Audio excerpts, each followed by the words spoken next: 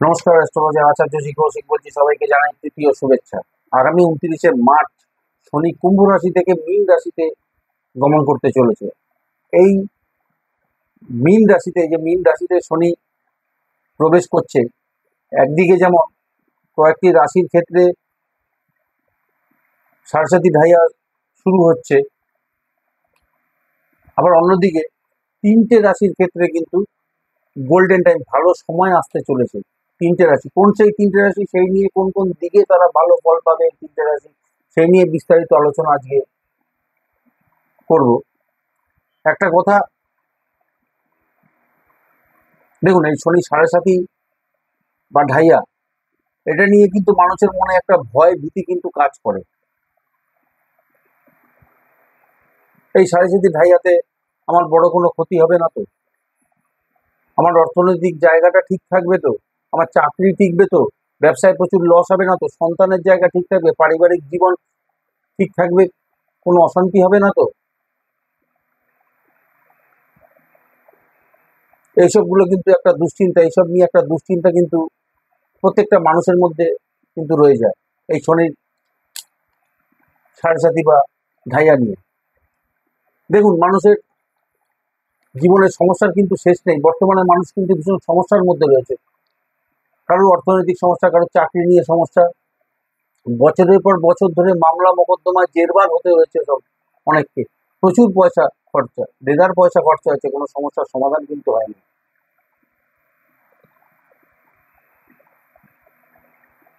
বিবাহিত জীবনের সমস্যা, ডিভোর্সের কেস চলছে, ডাইভোর্সের কেস চলছে, কোনো সমস্যার সমাধান নেই। ব্যবসায় প্রচুর লস খেয়ে ব্যবসা পায় বন্ধের মুখে।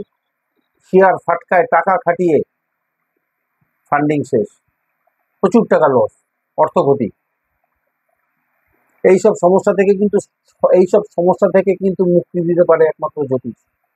এইসব সমস্যার সমাধানের পথই কিন্তু জ্যোতিষ। যদি আপনার জন্মকুণ্ডলিতে দোষ থাকে, খারাপ কোনো যোগ থাকে বা দোষ থাকে, বিশেষ করে শনি যদি জন্মকুণ্ডলিতে খারাপ অবস্থানে থাকে, তাহলে কিন্তু এই ঢাইয়া কিন্তু খুব খারাপ প্রভাব দেয়। আবার আপনার লগ্ন সাপেক্ষে যদি শনি মারক হয়ে থাকে, আপনার লগ্নের সাপেক্ষে শনি যদি মারক হয়ে থাকে, তাহলে কিন্তু এই ঢাইয়া জীবনের বিভিন্ন দিক থেকে কিন্তু অনেক সমস্যা দেবে। এই যে শনির রাশি পরিবর্তন, কয়েকটি রাশির ক্ষেত্রে যেরকম শুভ ফল পাবে, আবার অনেক রাশি কিন্তু অশুভ ফলও পাবে। সবার ক্ষেত্রে কিন্তু সমান যাবে না, সবার ক্ষেত্রে কিন্তু এক ফল হবে না। তিনটে রাশি সাড়ে এবং ঢাইয়া শেষ হচ্ছে।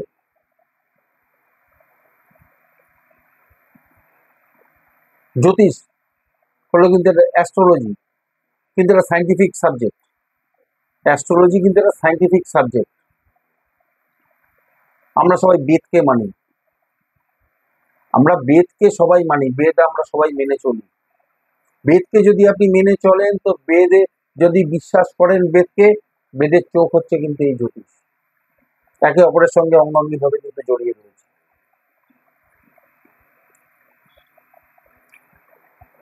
এই শনির রাশি পরিবর্তন কোন কোন রাশি ভালো হবে, শুভ ফল পাবে, সেই নিয়ে এক এক করে আমি এক্সপ্লেন করবো। তার আগে একটা গুরুত্বপূর্ণ বিষয়, আপনি রত্ন অনেক ধারণ করেছেন, আপনি কি সমস্যা মুক্ত হতে পারছেন? পেরেছেন কি আপনি সমস্যা মুক্ত হতে? প্রচুর রত্ন আপনি ধারণ করে রয়েছেন, বাস্তুতে দোষ আছে কিনা সেটা দেখবেন। রত্ন আপনি ধারণ করেছেন প্রচুর, বাস্তুতে সমস্যা আছে কিনা সেটা একবার দেখবেন। বাস্তুতে যদি দোষ থাকে, যেমন ঈশান কোণে টয়লেট, কিচেন দক্ষিণ পূর্ব কোণে টয়লেট, সেপটিক ট্যাঙ্ক, দক্ষিণে বাথরুম, পূর্বে বাথরুম, ব্রহ্মস্থান যদি নষ্ট হয়ে থাকে, খারাপ হয়ে থাকে, ঈশান কোণে সিঁড়ি, এই সমস্ত সমস্যা যদি আপনার বাস্তুতে থেকে থাকে, রত্নে আপনার কোনো কাজ করবে না, কোনো রত্নে কোনো কাজ করবে না। বাস্তু যদি আপনার ত্রুটিমুক্ত থাকে, দোষমুক্ত থাকে, আপনি যদি সঠিক রত্ন ধারণ করে থাকেন, আপনি 50% উপকার অন্তত পাবেনই পাবেন। উন্নতি আপনার হবেই হবে, কেউ আটকাতে পারবে না। সঠিক প্রসেস মেনে সঠিক কাজটা যদি আপনি করতে পারেন, সঠিক রত্ন যদি আপনি ধারণ করে থাকেন সঠিক পদ্ধতিতে, তাহলে আপনার উন্নতি ঘটবে। চলছিল কিন্তু মকর রাশি, দীর্ঘ 7.5 বছর ধরে মকর রাশি সাড়ে সাতি শেষ পর্যায়ে চলছিল, 29শে মার্চের পর থেকে কিন্তু শেষ হতে চলেছে। মকর রাশি সাড়ে সাতি মুক্ত, আবার 30 বছর পর আসবে সাড়ে সাতি। সম্পর্কের জায়গাটা খুব ভালো হবে, রিলেশনের জায়গাটা ভীষণ ভালো হবে। আত্মীয় স্বজন, পরিবার, কর্মক্ষেত্র, সামাজিক ক্ষেত্র, সব ক্ষেত্রে রিলেশনের জায়গাটা খুব ভালো হবে মকর রাশি। রিলেশনটা উন্নতি হবে, সম্পর্কের জায়গাটা ভীষণ উন্নতি করাবে। কমিউনিকেশন, প্রফেশনের জায়গাটা ভালো হবে। যোগাযোগ এবং প্রফেশন, এই দুটো জায়গা খুব ভালো হবে। কমিউনিকেশন, প্রফেশন, কর্মে উন্নতি হবে, চাকরিতে বদলি প্রমোশনের সম্ভাবনা বাড়বে, সম্ভাবনা রয়েছে। সন্তানের উন্নতি ঘটবে, অনেকের সন্তান প্রাপ্তি ঘটবে, সেই সম্ভাবনা রয়েছে। যেসব জায়গায় খামতি ছিল, খামতিগুলো পূরণ হতে চলেছে, খামতিগুলো পূরণ হবে এবার এই 29শে মার্চের পর থেকে। আর্থিক জায়গাটা ভালো হবে, আর্থিক স্টেবিলিটি বাড়বে, আর্থিক স্থিতি মজবুত হবে, সোর্স অফ ইনকাম বাড়বে। যারা জমি, বাড়ি, ফ্ল্যাট কেনার চেষ্টা করেছিলেন, বিভিন্ন বিষয়ে আটকে গেছেন, অর্থকরী বিষয় হোক, অন্যান্য কোনো বিষয় হোক, আটকে গেছে, কেনা হয়ে ওঠেনি, এখন কিন্তু সুযোগ আসবে, সুযোগ পাবেন এখন, সেই সম্ভাবনা কিন্তু রয়েছে এই শনি 29শে মার্চের পর রাশি পরিবর্তন। বিদেশে পড়াশোনা বা চাকরির ক্ষেত্রে সম্ভাবনা বাড়তে চলেছে, যারা চেষ্টা করছেন সম্ভাবনা প্রচুর বাড়তে চলেছে 29শে মার্চের পর থেকে। যারা ফরেন কানেকশনে রয়েছেন, ব্যবসা করছেন, ফরেন কানেকশনে রয়েছেন, খুব ভালো লাভ করতে পারবেন এই সময়।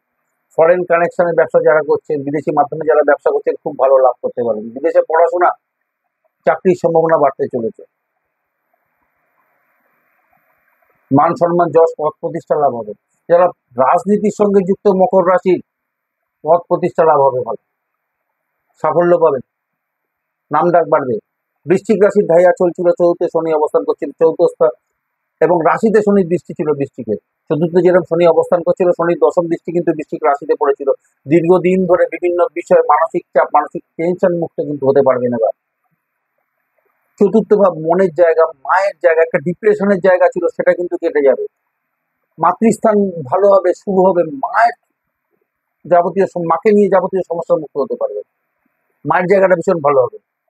মাতৃস্থান খুব শুভ হতে চলে, মায়ের তরফ থেকে উপকার পাবে, মাতৃস্থান থেকে কোনো মাতৃকুল থেকে কোনো সম্পত্তি পেতে পারেন বৃশ্চিক রাশি। দীর্ঘদিন যারা কর্ম প্রচেষ্টা করছিলেন, এই সময় সাফল্যের সম্ভাবনা কিন্তু যথেষ্ট বাড়বে। সম্পত্তিগত বিষয়ে ভালো ফল পাবেন, সম্পত্তিগত বিষয়ে সমস্যার সমাধান করবেন, নতুন সম্পত্তি কেনার সুযোগ আসবে বৃশ্চিক রাশির ক্ষেত্রে।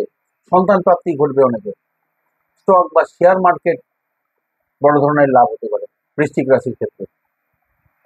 উচ্চশিক্ষা, গবেষণার ক্ষেত্রে ভালো লাভ হবে, ভালো সময় চলবে।